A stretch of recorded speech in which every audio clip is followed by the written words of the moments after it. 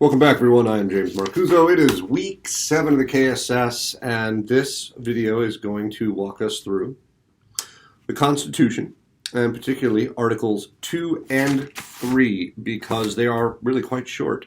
In Article 2, we have the roadmap, the rules for what a president can do. And then in Article 3, we have the creation of the Supreme Court. And in both cases, like I said, they're very short, and what is provided to us is basically the things the president can do, and that the president must have been born a citizen. So the senators and the members of Congress, they are able to immigrate from other countries as long as they've spent enough time in the country to understand the culture and the values and how it works before they can make political change. But the president has to be a native-born citizen. And so Arnold Schwarzenegger, though he was able to be governor, right, of California, could not be president. And so for any of you that remember the movie Demolition Man, that prediction will never come true. Okay, so of the things that a president can do are ideas like make treaties and assign ambassadors.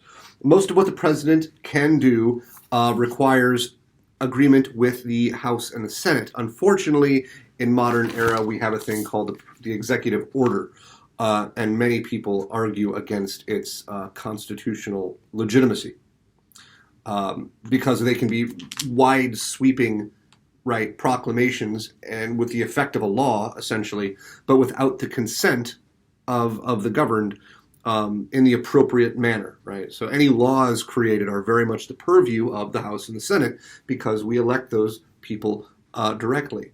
We don't elect the president directly, and so we don't think he or she should have the power to, right, have those executive orders, and that's something that's currently being debated.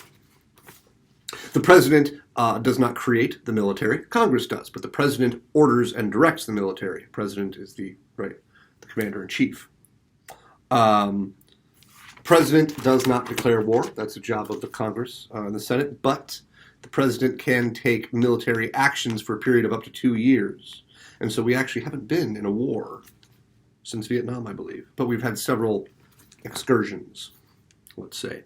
And then in the case of the Supreme Court, really, the Supreme Court is the simplest with the fewest restrictions, simplest branch with the fewest restrictions, but a very important role.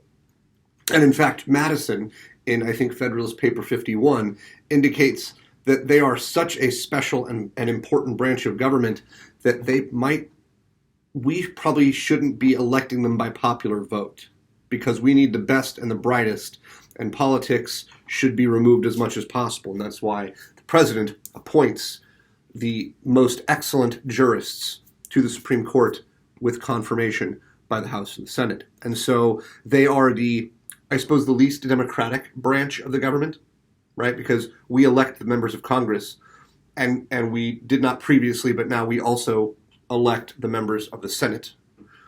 And we, through the Electoral College, elect the president. So there's a little bit of distance there. But then to the Supreme Court, that is not an election process that we take any part in. It's representative. And because their job is to understand the laws, understand the impacts of the laws written by Congress and the Senate, and then to interpret them. And so they are the ones, they're the rule keepers, the ones that interpret rules and determine whether or not they are constitutional, whether or not they're viable. So there's not much more to be said other than getting into a lot of nitty-gritty that we just don't have time for. Interestingly, the Supreme Court is the only court in the country created by the Constitution. All other lower courts are the creation of Congress. Congress actually controls all lower courts. So the Supreme Court is its own unique thing up here, separate from the rest. So whatever they don't control lower courts, right? The Supreme Court Justice John Roberts, for example, he has no control over what lower courts do. Congress does, or how they function. So that's it.